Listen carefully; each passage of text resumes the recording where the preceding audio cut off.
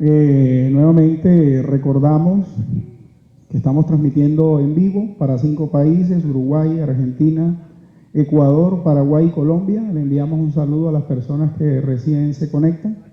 Ya tenemos la primera ponencia de fijación de fracturas de Fébur por el doctor Morales. A continuación, le damos espacio para su ponencia de manera presencial aquí en el auditorio del Centro de Convenciones de Barranquilla Country al doctor Luis Alfonso Páez con su tema artroplastia de rodilla. Bienvenido, doctor.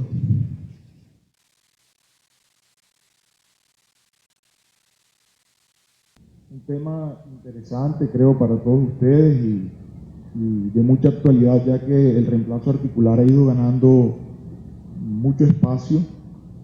Algunos años atrás, seguramente muchos de nuestros abuelos y nuestras abuelas padecieron, bueno, tal vez los míos, que son mucho mayores que los de ustedes son una población mucho más joven que yo, pero en ese entonces muchos de esos abuelos quedaban prácticamente inutilizados por la falta de opciones para tratar una patología muy frecuente, que es la artrosis de rodilla.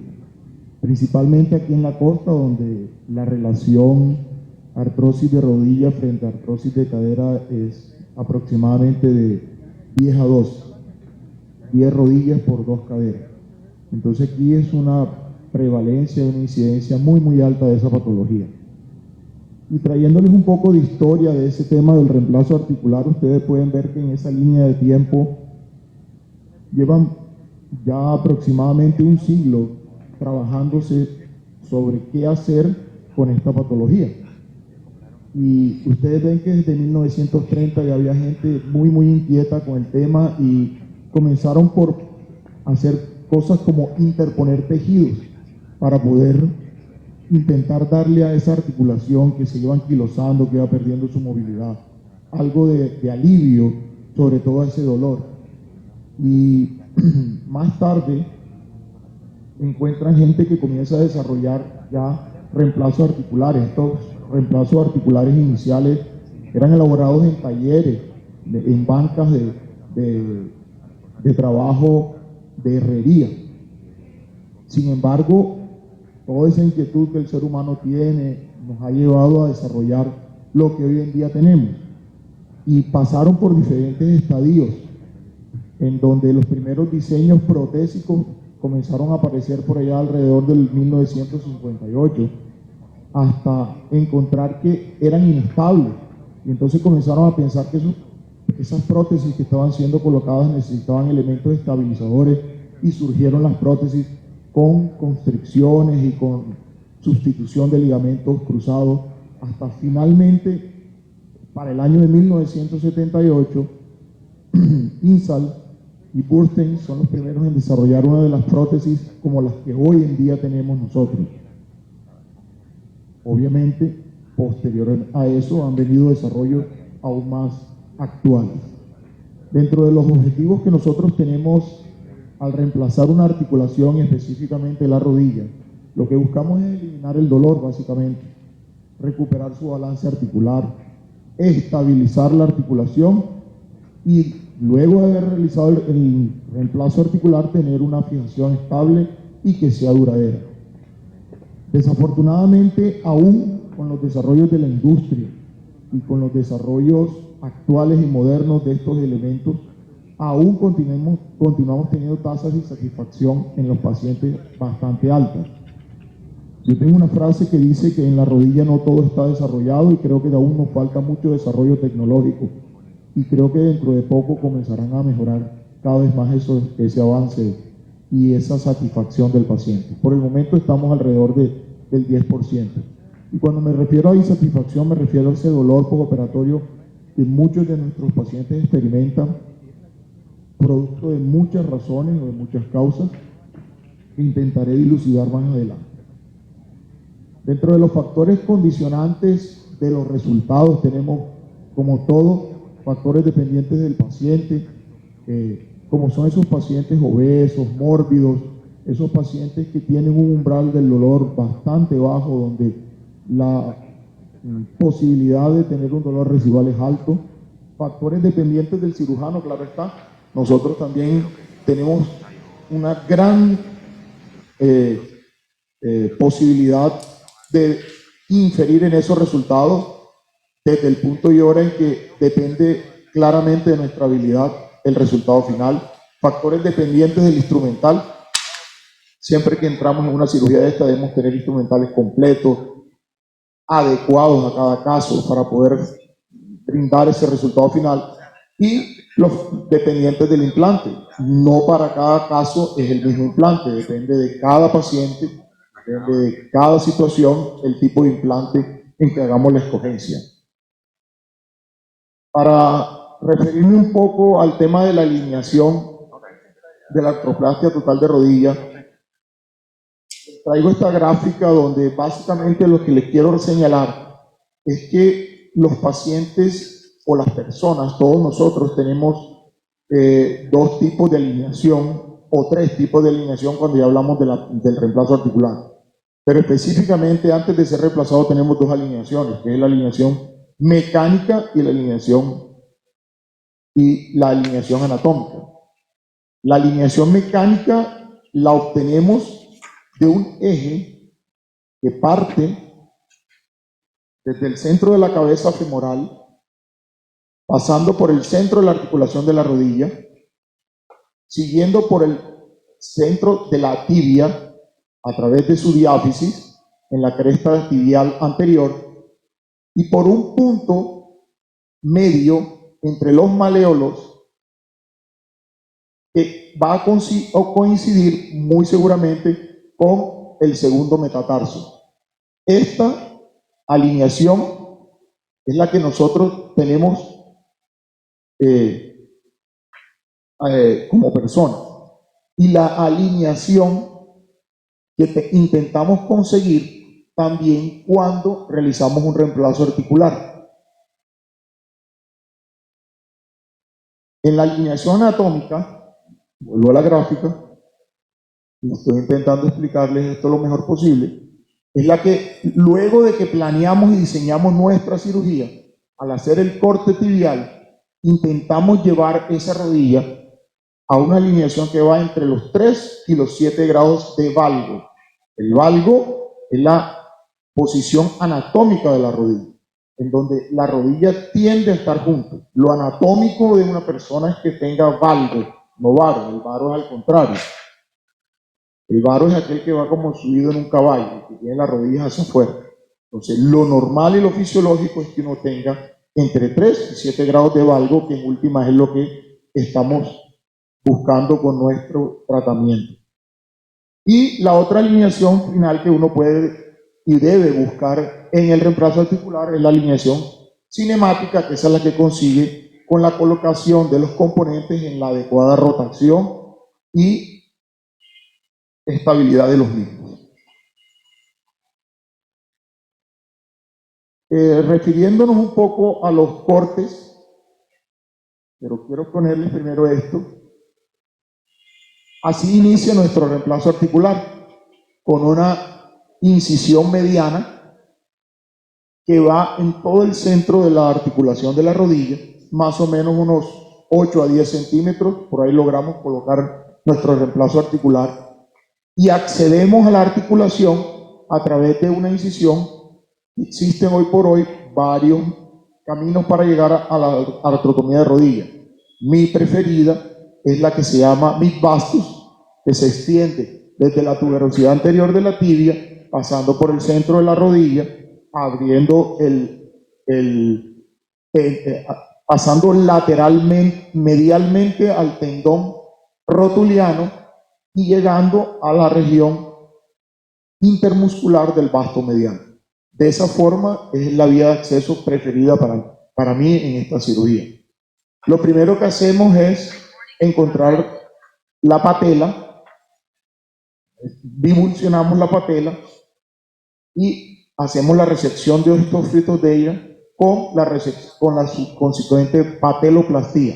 La pateloplastía es mi técnica preferida. Yo no uso reemplazo del botón patelar en el 98% de los casos. Es simplemente la resección de los osteófos con la consecuente alineación de ella para luego poder percurrir sobre el tracking patelar.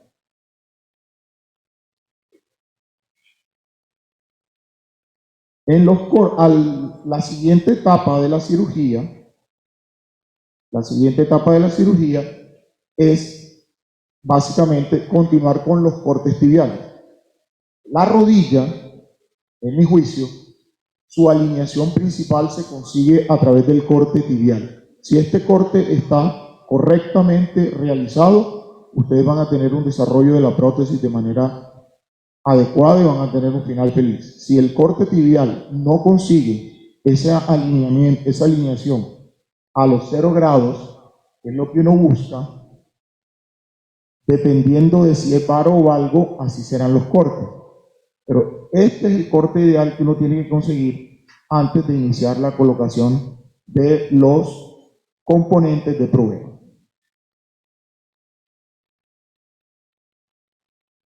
Hoy por hoy existen en el mercado elementos que nos ayudan a hacer que ese trabajo de alinear la rodilla sea aún más eficiente.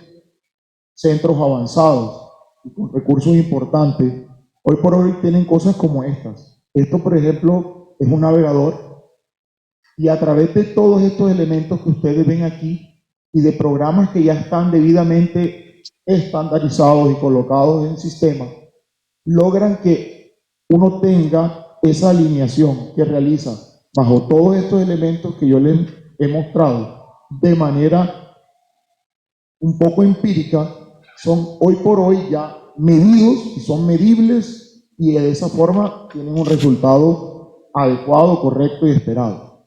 Aún más avanzado, para estos nuevos tiempos, ya tenemos no solo navegadores, sino tenemos ayuda robótica. Entonces la cirugía robótica ya no es el futuro, hoy por hoy es el presente. Desafortunadamente este par de elementos, y principalmente estos, están un poco lejos de nuestra realidad latinoamericana por el momento. Son pocos los centros en Latinoamérica que hoy por hoy logran trabajar con este tipo de tecnología robótica. Tengo que decirles que dentro de nuestro grupo de trabajo y de gente que trabaja diariamente en esto, en este país y en Latinoamérica, hay también cierta resistencia a este tipo de elementos.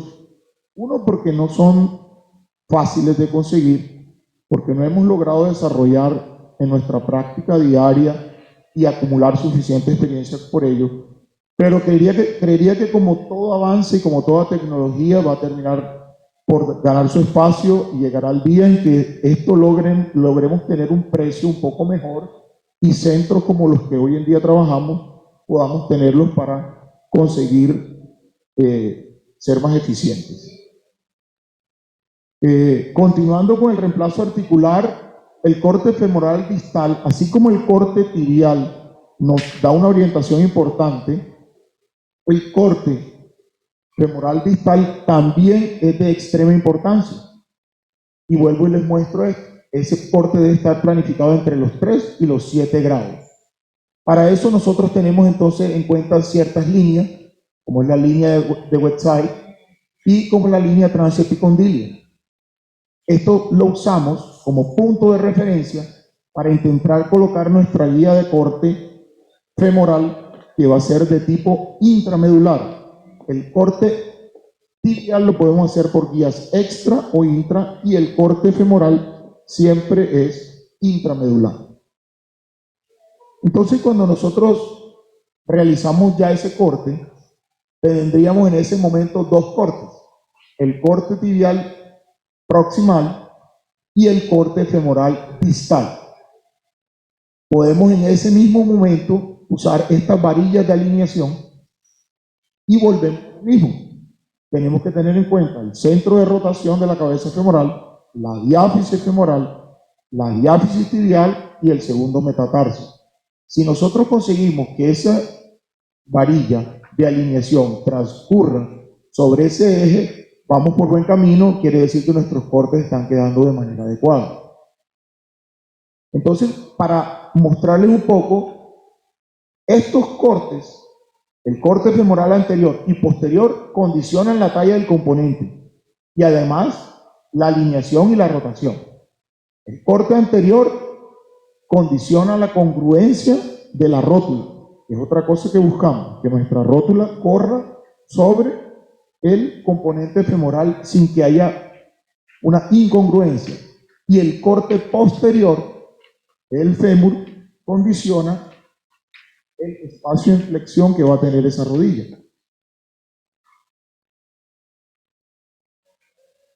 Una vez realizado lo anterior, comenzamos a tallar el fémur. El fémur tiene cortes anteriores, posteriores, distales, y cada uno de esos cortes nos va a llevar a tener lo que finalmente estamos buscando, que es un espacio en la rodilla que sea congruente en todas sus dimensiones. Y ese corte y ese espacio debe ser en forma rectangular. Como ustedes verán en esta diapositiva, existe todo tipo de lesiones dentro de la rodilla. Y todas esas lesiones son las que tenemos que ir organizando para poder tener finalmente el corte de manera en que logremos conseguir esto. Esto es lo que buscamos, tener un corte que sea en forma rectangular para ser medido y probado con unos probadores que les mostraré a seguir. Si nosotros hemos obtenido esto, una vez hechos los cortes femorales y tibiales, hemos obtenido una rodilla balanceada. Finalmente eso es lo que buscamos, un equilibrio ligamentario. La cirugía del reemplazo articular de rodilla es exitosa en la medida que yo obtengo balance ligamentario en mi rodilla. Si yo logro tener un balance ligamentario, mi rodilla será exitosa y será una rodilla muchísimo menos dolorosa durante su postoperatorio. Entonces, crear un espacio en flexión y extensión es lo que nosotros buscamos para obtener este equilibrio. Y eso está determinado por el corte femoral, el corte tibial en extensión, para obtener esto, un rectángulo. ¿Cómo se verifica eso? Lo verificamos a través de esto, de estos gaps, se llaman gap o bloques de flexión y extensión. Una vez que hemos hecho los cortes que yo les mostré, utilizamos este componente. En ese paso nos damos cuenta cómo está nuestra rodilla balanceada, tanto en flexión cuanto en extensión, para después poder comenzar a colocar los elementos de provea. Específicamente este caso que les estoy señalando aquí es un caso realizado por mí para un reemplazo de rodilla un poco más complejo. Esta es una prótesis de revisión en un paciente con una deformidad valga importante. Retomando un poco el tema de la pateloplastía, quiero mostrarles este par de fotos donde ustedes ven el inicio, cómo la patela comienza, esto es lo que nosotros llamamos rótula en coliflor, y finalmente, luego de la resección de los osteófos, resección de toda la sinovial hipertrófica y mejoría de todos los tejidos, este es el resultado que tenemos. Una patela redonda, una patela congruente, que es capaz de percurrir a través del tracking patelar.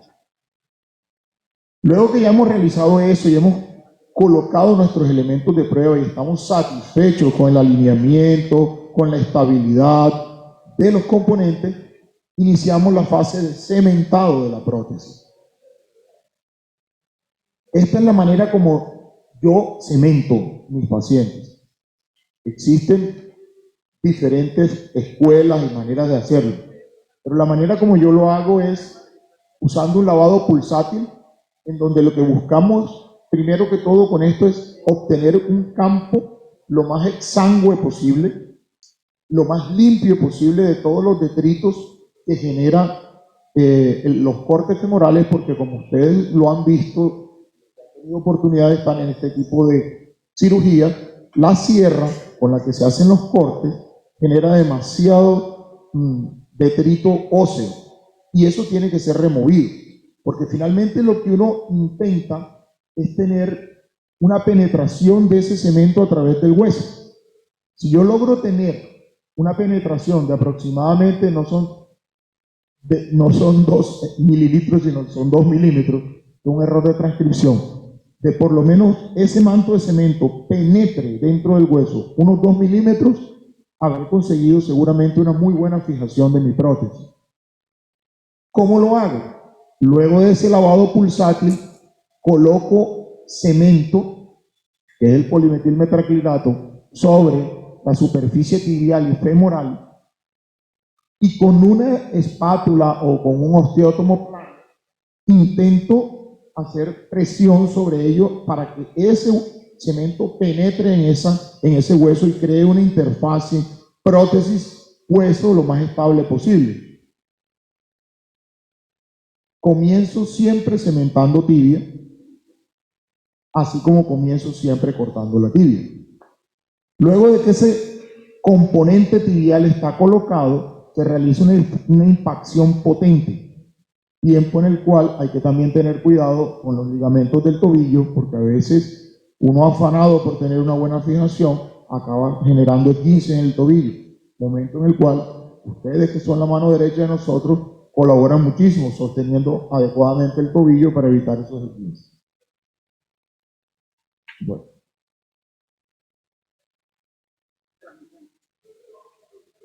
Finalmente, luego de colocados todos esos componentes, lo que buscamos es un cierre de herida lo más anatómico posible.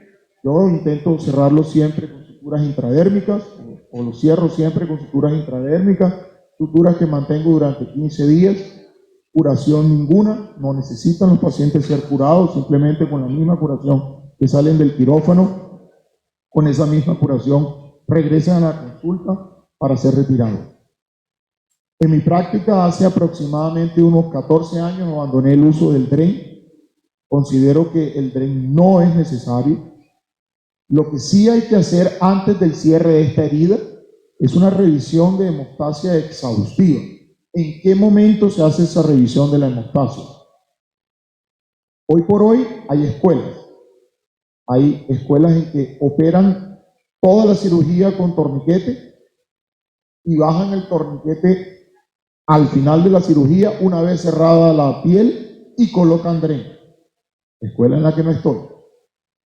Hay otra escuela en que hace toda la cirugía sin torniquete, escuela a la que también no estoy participando, porque creo, uno, que al tener torniquete consigo ser más ágil en mi cirugía, tengo menos sangrado, consigo un mejor cementado al tener un campo exangüe, y ese tiempo de torniquete que yo uso está medido. Aproximadamente 45 minutos es el tiempo estándar en que dura un paciente con torniquete, porque en el momento en que termina de secar el cemento, en ese momento lo bajo. Desde el inicio de la cirugía hasta ese momento, aproximadamente 45 minutos es lo que me toma.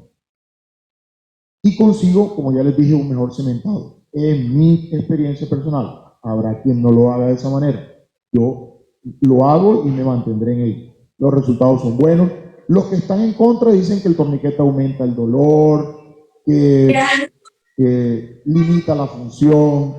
Yo realmente no he encontrado diferencias importantes. Entonces, ese es el momento exacto en que bajo el torniquete, termino de hacer una revisión exhaustiva de la hemostasia, hago un lavado final y se coloca el inserto ya definitivo y se hace el cierre como les mostré de la piel. Lo que les quiero mostrar aquí es un paciente operado hace algún tiempo por mí con una deformidad valga bilateral extrema, con ese tipo de efectos que ustedes ven en la radiografía. Entonces, cuando les hablaba del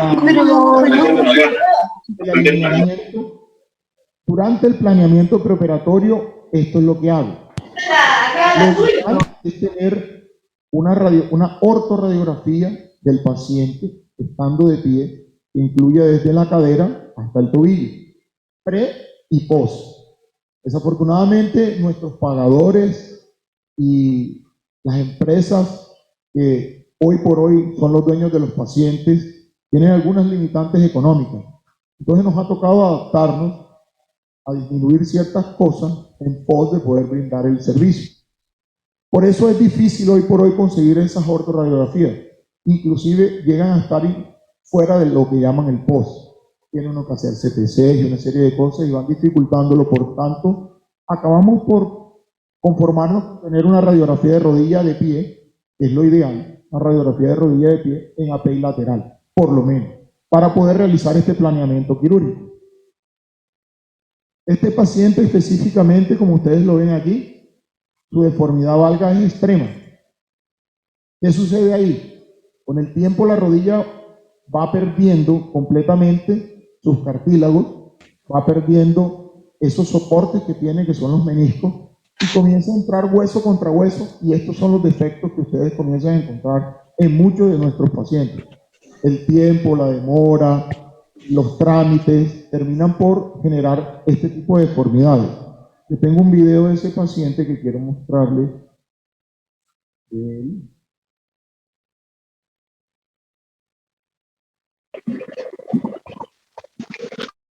Esta es la manera como ese paciente llegó caminando a cirugía. Una marcha absolutamente complicada, difícil, inestable y extremadamente dolorosa.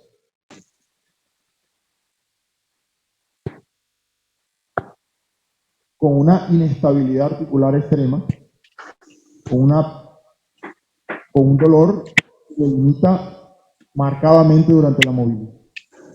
Entonces, teniendo eso, llegamos a cirugía y la medición que hacemos en la radiografía la corroboramos con el goniómetro en el preoperatorio. En esta imagen que ustedes ven aquí a su izquierda, ven el recurvatum que ese paciente logra tener, justamente porque todo ese daño articular le condiciona un daño ligamentario extremo, que lo inestabiliza, no solo en varo y en valgo, sino que lo estabiliza antero-posteriormente. En este caso, ese recurvatum que ustedes ven, miren cuánto logra la pierna irse hacia atrás. Cuando incidimos y llegamos a la articulación, estos fueron los daños que encontramos. Una cosa que nos sucede frecuentemente es que no logramos valorar antes de la cirugía todos los daños que podemos llegar a encontrar. Este paciente no solo tenía pérdida ósea, sino que además de eso tenía todas estas cavernas dentro de su fémur y de su tibia. Al realizar el corte distal del fémur, mire con lo que nos hallamos. Esto no, se supone que así como está aquí debería ser todo su hueso. Mire la pérdida tan grande ósea que tiene. Y al resecar todo el quiste que tenía aquí, este fue el espacio que nos quedó. Igual sucedió en la tibia. En estos casos, cuando nos topamos con esto, tenemos varias opciones. Si trabajamos en un centro de alta eficiencia, donde tengamos de lado un banco de huesos, o donde podamos acceder con facilidad al injerto, podemos injertarlo con injerto de cadáver, o podemos injertarlo con injertos liofilizados que ya vienen previamente preparados. En este caso, este paciente, yo no estaba en un centro ni al lado de una EPS que fuera fácil pagadora, por lo tanto tuve que echar mano de mis recursos que tenía, y es que con el propio corte realizado, uno reseca lo que no sirve, y gracias a Dios me alcanzó para rellenarlo de este defecto. Una vez rellenado con su propio hueso, uno procede a la colocación de los elementos protésicos. Este tipo de casos no son casos que se resuelven con prótesis primaria, sino uno tiene que echar mano de esto que se llaman prótesis de revisión. Y cuando la inestabilidad del paciente es muy alta, uno tiene que llegar no solo a la revisión, sino un tipo de prótesis aún más restrictiva a las que llaman bisagra. Por fortuna, este paciente yo conseguí una muy buena estabilidad solo con este tipo de implante que se llama prótesis de revisión. Son prótesis utilizadas para pacientes que ya han tenido prótesis y que necesitan ser cambiadas. Con el advenimiento de estas prótesis logramos encontrar que inestabilidades como estas las podíamos tratar en un primer tiempo. Entonces, para hacerme entender, estas son prótesis para recambios protésicos, pero en pacientes que tienen importantes inestabilidades nos dan un muy buen resultado. Colocados los elementos de prueba, partimos al cementado y este es el resultado obtenido con este alineamiento que ustedes ven aquí de esa extremidad. Desafortunadamente este paciente lo perdí de vista, le iba a grabar un video ya porque le acabé operando la otra rodilla también, pero insisto, por ese tema de los pagadores y esos cambios que ellos realizan a diario, este grupo de pacientes salieron de la institución donde yo trabajo y lo perdí de vista, no pude grabarle el video final ya con sus dos rodillas reparadas, pero en la otra rodilla, en la rodilla izquierda, en la rodilla derecha le hicimos exactamente lo mismo. Hoy por hoy es un paciente muy satisfecho, hasta donde lo logré ver, llevaba unos 6 meses de seguimiento de ambas rodillas y andaba divinamente. Bueno, era eso lo que les tenía para mostrar y compartir con ustedes. Estoy dispuesto para lo que ustedes quieran saber referente a reemplazo articular. Bueno, gracias, doctor. Pueden levantar la mano y le hacemos llegar el micrófono para que le hagan la pregunta al doctor.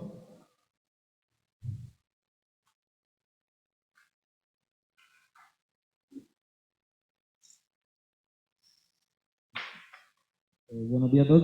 Mi nombre es Eddie. Soy estudiante de instrumentación quirúrgica. Mi pregunta es que en la fase del cementado, ¿por qué no es necesaria la centrifugación? Bueno, hoy por hoy el tema de la centrifugación ha perdido valor realmente. El cemento y el polimetilmetraquilato tienen unas fases claramente establecidas.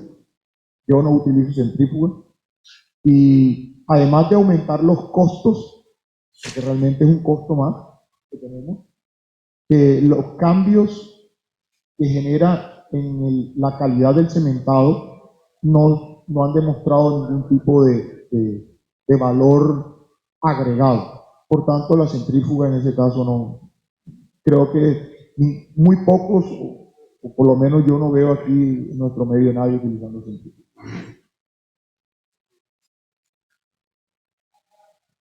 Doctor, se logra, en este tipo de cirugía, se logra tener una asimetría posoperatoria en el paciente, asimetría de miembros, o hay alguna dificultad, digamos, de acortamiento. Si la rodilla contralateral es una rodilla anatómicamente alineada, una rodilla anatómicamente en esos grados que les mostré, entre los 3 y los 7 grados de valgo, y no tiene una deformidad parecida o diferente en la otra rodilla, la simetría es perfecta, no tiene ninguna diferencia que el paciente perciba al deambular. Lo que sucede muy frecuentemente es que estos pacientes no tienen una deformidad solo en una rodilla o una artrosis solo en esa rodilla, generalmente son bilaterales. Y hay veces que son deformidades combinadas, lo que nosotros llamamos deformidad en ventarrón. Hay rodillas en que un paciente tiene una rodilla valga y la otra rodilla es larga. Entonces, un paciente, ¿por qué se llama en ventarrón? Porque es como cuando el viento le pega al árbol, lo dobla.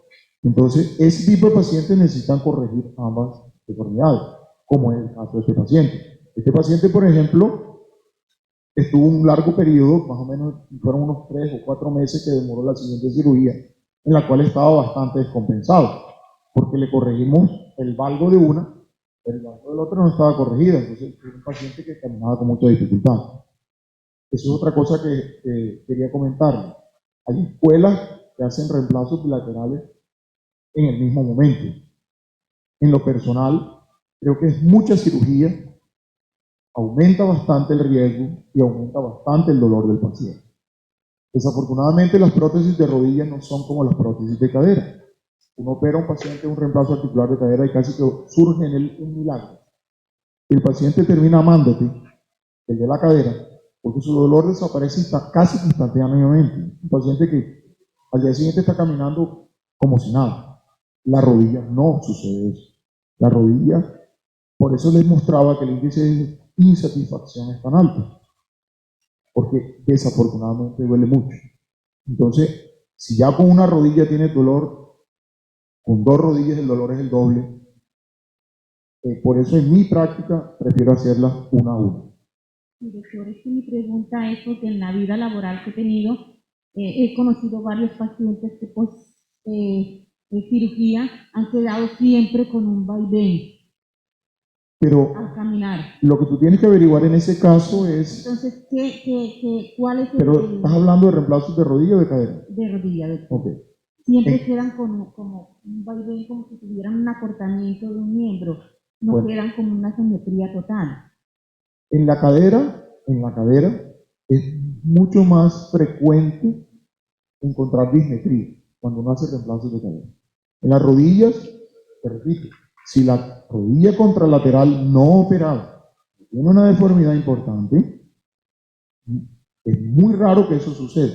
Lo que hay que averiguar en esos casos que has visto es qué está sucediendo en la rodilla contralateral o qué está pasando con el paciente en esa rodilla operada. Recuerda que son pacientes que pasan mucho tiempo andando, claudicando, mucho dolor, crean mentalmente esa necesidad de cojera y a veces aún operado, bien operado, continúan cojeando. Regresan a tu consultorio y te les preguntan, ¿cómo estás? Bien, doctor. ¿Cómo se siente? Bien, doctor. 6 meses después. Ya no siento nada. ¿Y por qué estás cojo? Ah, no sé, doctor. Tienen una memoria para eso. Eso también hay que trabajarlo. Y esa parte la trabaja ya el fisioterapeuta, el cual es absolutamente fundamental en este tipo de cirugía. Porque por más bien que tú lo operes, si no tiene una buena recuperación, no te va a dar el 100% que tú buscas de satisfacción.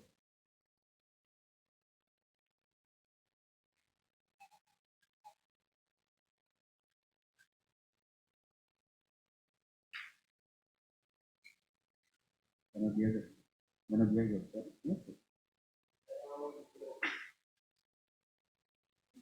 Buenos días. Hablando de alineación y angulación, ¿cuáles serían las medidas exactas? La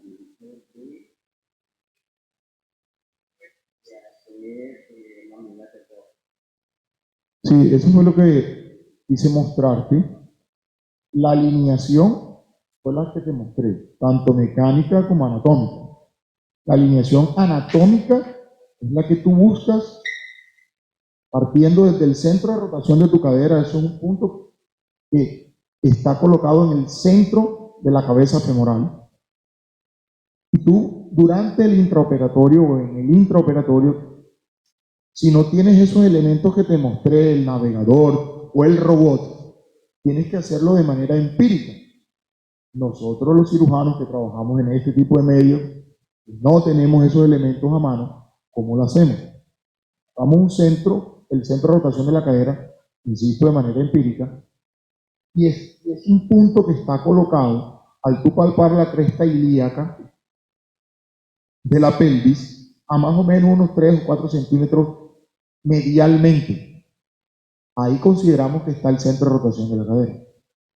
Una línea que transcurre a través de la diáfisis femoral, o sea, el centro del fémur, que pasa por el centro de la rodilla, que pasa por el centro de la tibia y va a terminar, y por el medio de los dos maleolos, tú tomas los dos maleolos del tobillo, y en el centro de ellos, imaginariamente, tú trazas una línea que va a terminar cayendo sobre el segundo metatarso de tu pie.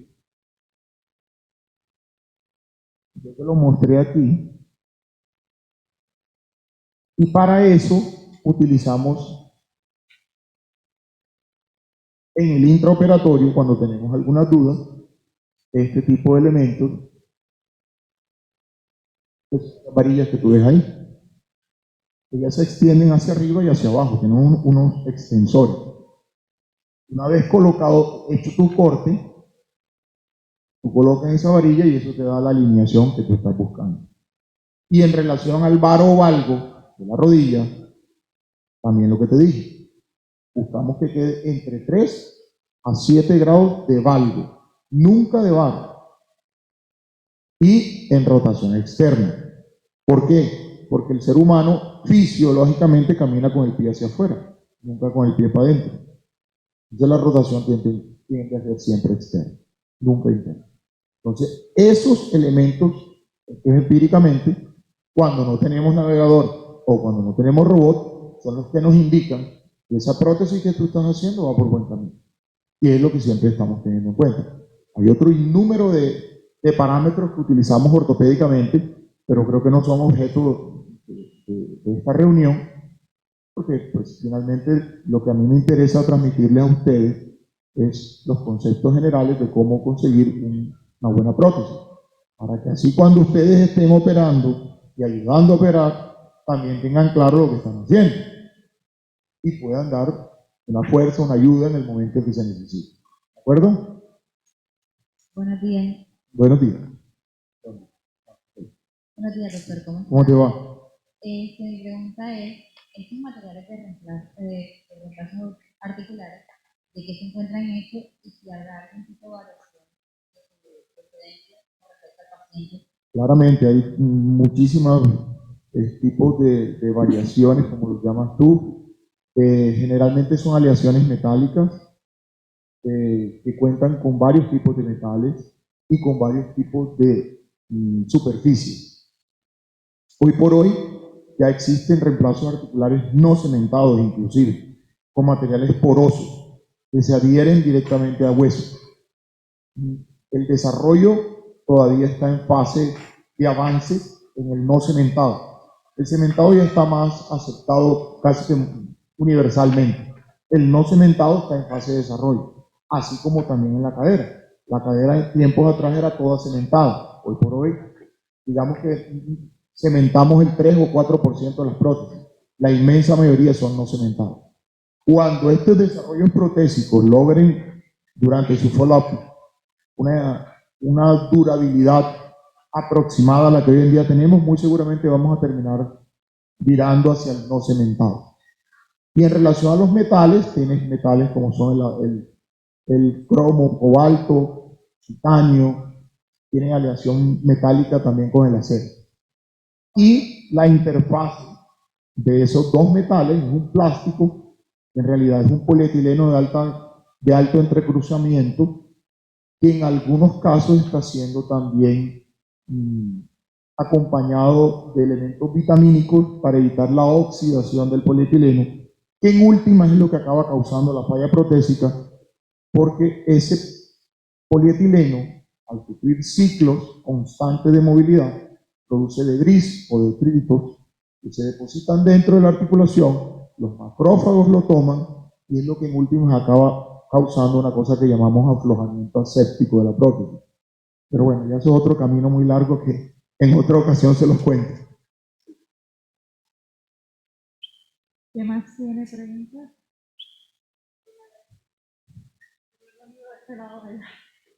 Vamos a darle la oportunidad a todos.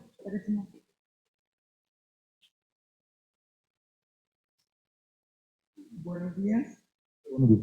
mi nombre es Deyanira Villarra. En este caso, soy instrumentadora en una serie de transferencias para el caso que estoy programada para un reemplazo total de rodillas, pero yo camino todavía. Desde que tengo. La prótesis es para ti. Sí, grado Ok. 4, pero yo camino, con los zapatos, me hice una resonancia, entonces. ¿Quieres saber? No sé, eso, en qué momento Te debes operar. Mire que camino. ¿Sí? El dolor no es tan intenso. Ok. Entonces, pues honestamente me da miedo operarme porque. Bueno, yo te voy a responder como le digo a todos mis pacientes. Ajá. Quien decide el momento de operarse es usted. Quien sabe cuánto le duele es usted. Y quien sabe cuánto su rodilla ha ido perdiendo su forma normal es usted.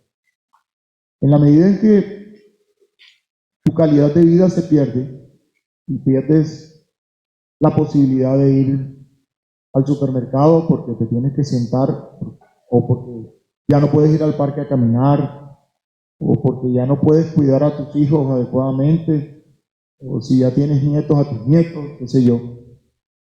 En ese momento es el momento de operarse y depende única y exclusivamente de usted. La decisión es suya. Lo que yo le puedo decir como cirujano es que este es un tipo de cirugía que le devuelve calidad de vida. ¿Que tiene complicaciones? Sí. ¿Que tiene gente que dice que le duele? Sí. ¿Que tiene gente que sufre aflojamientos? Sí. ¿Que tiene gente que se infecta? Sí, pero cada día ese porcentaje ha ido disminuyendo más y cada día es una cirugía estandarizada, mundialmente aceptada, que retorna al paciente a la vida útil. ¿De qué le vale a uno vivir toda la vida con dolor? Si existe una forma de resolverlo. No me siento con un dolor así tan intenso. Vuelvo a la respuesta. La decisión es suya. Usted es la que decide cuándo operar. Pero si usted me pregunta si le va a mejorar la vida, la respuesta es sí. Vamos a dar paso a una pregunta vía virtual que está ya hace ratito por nuestro Zoom. Angie Mora pregunta: buenos días, ¿mecánicamente la prótesis de revisión es diferente? Sí, claramente la prótesis de revisión, el objeto que tiene es darle a una mayor estabilidad a la rodilla cuando esa estabilidad está perdida. Cuando usamos revisiones, como lo he explicado durante la charla, lo hacemos por varios motivos. El principal motivo por el cual esta prótesis fue diseñada, creada y se dio la necesidad de ser realizada es porque necesita dar una mayor estabilidad y esa mayor estabilidad está soportada por el uso de los vástagos, que son los que aquí se muestran, ya que a través de estos vástagos y a través de estos elementos que se llaman cuñas o aumentos, uno logra balancear este tipo de deformidades, cuando uno tiene pérdidas óseas o cuando simple y sencillamente uno tiene aumentos producto de la deformidad, como la de este señor. Este señor, al tener este tipo de alteración de su rodilla, ¿qué sucede en él? Con el tiempo, los ligamentos laterales, como tiene una deformidad valga, los ligamentos laterales se van contracturando y los ligamentos mediales se van elongando. Luego entonces, cuando uno quiere construir ese espacio del cual yo les hablaba, bonito, simétrico, no solo depende del hueso, sino también depende de los ligamentos. Y ahí en ese momento, ese tipo de implantes de revisión nos dan un soporte mayor para poder ayudar a darle estabilidad a esa rodilla, basado en estos elementos que se llaman vástagos. La prótesis primaria es diferente a ella, claro. La prótesis primaria no tiene estos vástagos ni tiene estos aumentos. Si ustedes observan aquí, este lado es mucho más ancho que este lado, porque aquí estamos utilizando un aumento para compensar este defecto. Entonces, en la prótesis primaria, para resumir, este tipo de elementos, como son los vástagos, no están. Por tanto, sí es diferente su diseño.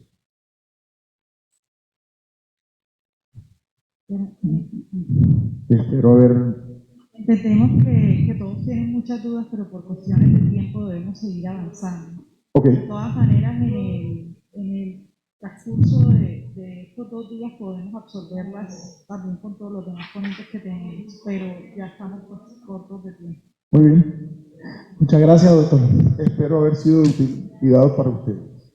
Muchas gracias. Bueno.